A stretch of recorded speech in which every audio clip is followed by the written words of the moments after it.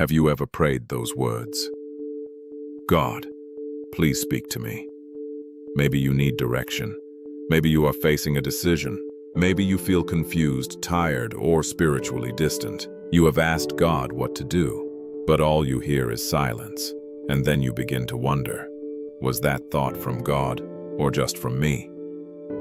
Am I missing His voice? Does God still speak to ordinary people like me? Friend, God is not playing games with your life. He is not hiding His will just to frustrate you.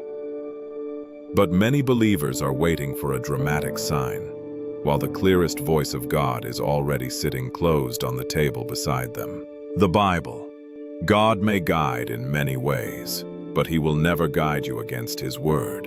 And today, we are going to discover how to hear God's voice through Scripture, clearly, safely, and practically. Psalm 29 verse 3 says, "The voice of the Lord is upon the waters. The God of glory thundereth. The Lord is upon many waters." The voice of the Lord is not weak. It is not empty. It is not uncertain. When God speaks, He brings truth. He brings light. He brings conviction. He brings direction. But God's voice is not always dramatic. Sometimes we expect thunder. We expect a sign in the sky. We expect an audible sentence. Yet very often God speaks through a verse you have read before, but suddenly understand in a new and personal way. Not because the Bible has changed, but because the Holy Spirit is helping you see what was there all along. Hebrews 4 verse 12 says, "For the word of God is quick and powerful and sharper than any two-edged sword." The word of God is living. It is not dead history. It is not merely information. It is God-breathed truth that reaches into your real life, your questions, your pain, your decisions, your heart. Here is the foundation for everything in this message. God will never tell you something that contradicts His word. God will not guide you into sin. He will not lead you into compromise. He will not tell you to abandon truth just because something feels urgent. He will not speak confusion while His word speaks clarity. Isaiah 8 verse 20 says, "To the law and to the testimony. If they speak not according to this word, it is because there is no light in them." That is why Scripture must be your filter. Your feelings matter, your thoughts matter, your circumstances matter, but God's word must have the final word. Because feelings can change. Fear can sound convincing. Pressure can make the wrong path feel necessary, but the word of God remains true. So when you sense a direction, ask, does this agree with Scripture? Does it lead me closer to Christ? Does it call me toward truth, humility, holiness, love, and obedience? Or does it pull me toward fear, compromise, pride, bitterness, secrecy, or sin? God's voice will never ask you to disobey God's word. Jesus said in John 10, verse 27, "My sheep hear my voice, and I know them, and they follow me." Notice that Jesus did not say His sheep hear a stranger's voice perfectly every time. He said they hear His voice. That means hearing God is not mainly about chasing spectacular experiences. It is about relationship. A sheep learns the shepherd's voice by staying close to the shepherd. In the same way, you learn to recognize God's voice by staying close to God's word. The more you read Scripture, the more you recognize His character. You learn what His wisdom sounds like. You learn what His correction feels like. You learn the difference between conviction and condemnation. You learn that God's voice may challenge you, but it will always draw you toward Him. The voice of God may say, "Repent," but it will also say, "Come unto me." The voice of God may correct your path, but it will not crush your hope. The voice of God leads you toward Jesus. There are 3 simple ways God speaks through His word. First, God speaks by revealing His character. When you read the Bible, God shows you who He is. You see that He is faithful. You see that He is holy. You see that He is merciful. You see that he is patient. You see that he is near to the brokenhearted. You see that he is greater than your fear.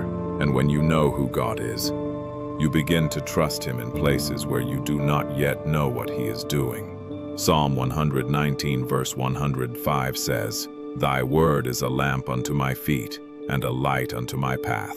Notice that the Bible is a lamp unto your feet. God often gives light for the next step. Not every step.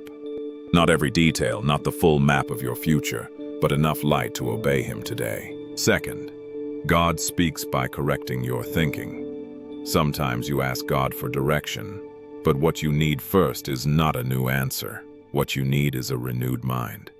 Maybe fear has been speaking louder than faith. Maybe disappointment has been shaping your expectations. Maybe you have believed a lie about yourself, your future, or God's goodness.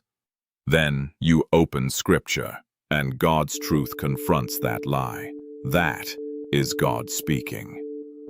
Third, God speaks by calling you to obedience. Scripture does not only comfort us, it also calls us to forgive, pray, trust, wait, serve, turn away from sin, speak truth, take the next faithful step. God's voice is not always telling you something mysterious. Often, he is reminding you to obey something clear. Isaiah 30 verse 21 says, "And thine ears shall hear a word behind thee, saying, This is the way, walk ye in it, when ye turn to the right hand, and when ye turn to the left." This verse is powerful because so many of us want to know, "Lord, which way should I go?" But notice the language. This is the way, walk ye in it.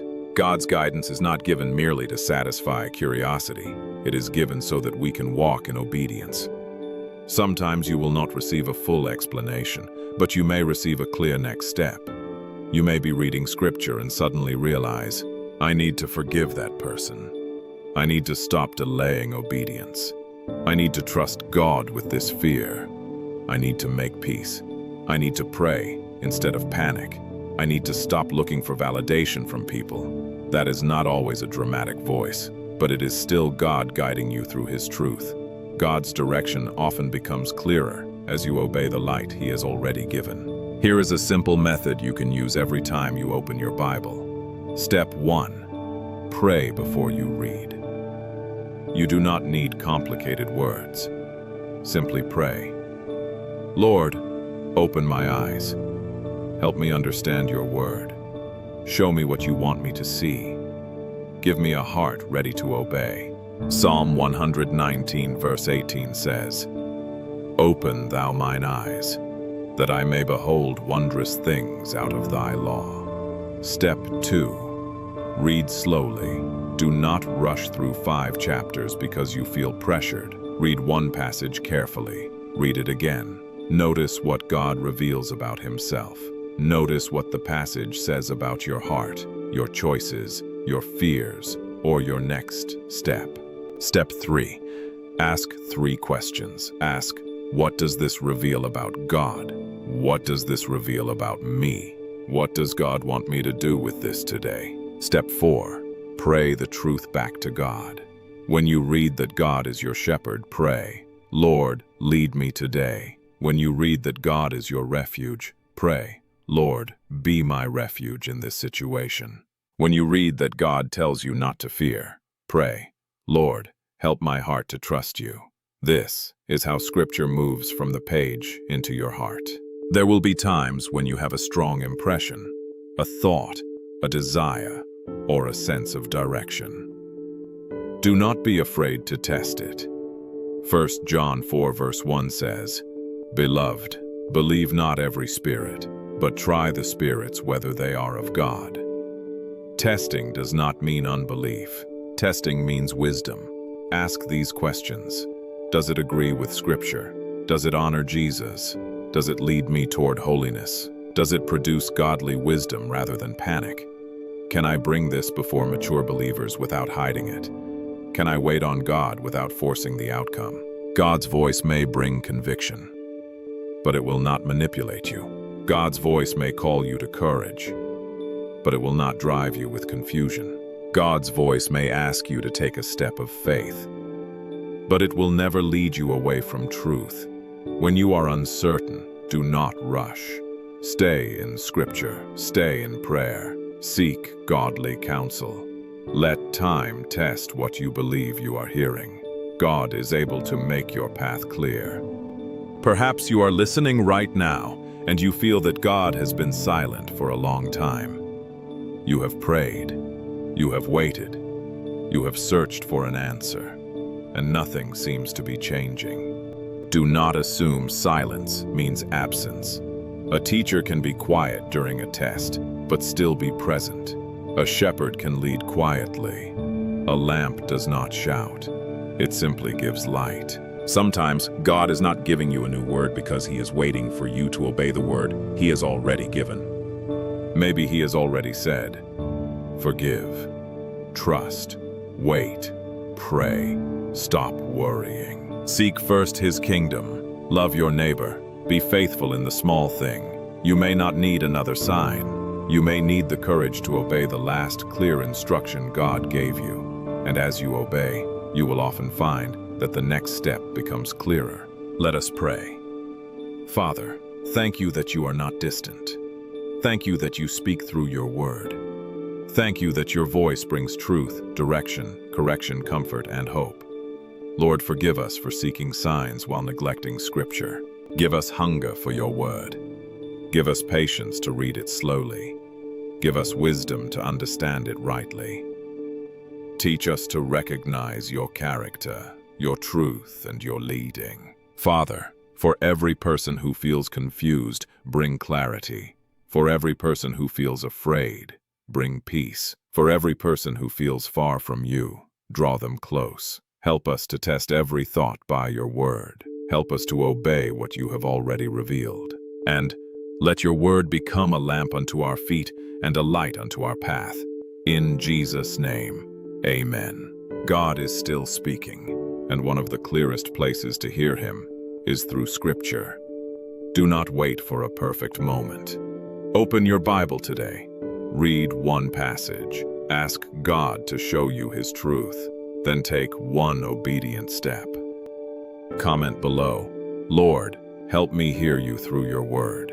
And subscribe to Bible Disclosed for simple, clear Bible teaching that helps you understand Scripture. Recognize God's truth and walk closer with Him every day.